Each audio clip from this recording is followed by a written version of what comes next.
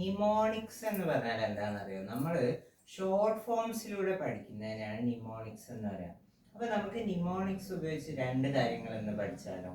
സാർക്കും G7.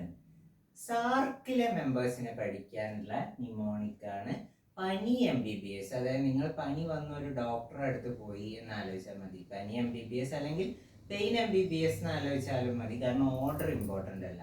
അപ്പോൾ പനി വന്നോ പെയിൻ വന്നോ നിങ്ങളൊരു ഡോക്ടറെ അടുത്ത് പോയി എന്ന് വിചാരിക്കുക. അപ്പോൾ എന്താണ് ഈ പനി MBBS? Pakistan, Afghanistan, Nepal, India, Myanmar, Bhutan, Bangladesh, Sri Lanka. ഇനി G7 എങ്ങനെ നമുക്ക് പഠിക്കാം?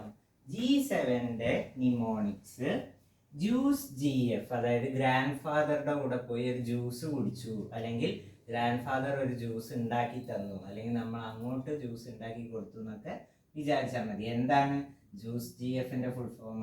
ജപ്പാൻ, USA, ഇറ്റലി, കാനഡ, പിന്നെ UK ആണ്. പക്ഷെ ഈ ജ്യൂസ് എന്ന് വരാൻ വേണ്ടി നമുക്ക് ഇംഗ്ലണ്ട് എന്ന് ആലോചിക്കാം, പക്ഷെ ശരിക്കും അത് UK ആണ്. Germany, France. അപ്പോൾ ഇങ്ങനെ ചെറിയ ചെറിയ ട്രിക്സിലൂടെ നമുക്ക് വലിയ വലിയ കാര്യങ്ങൾ പഠിക്കാൻ പറ്റും. Thank you.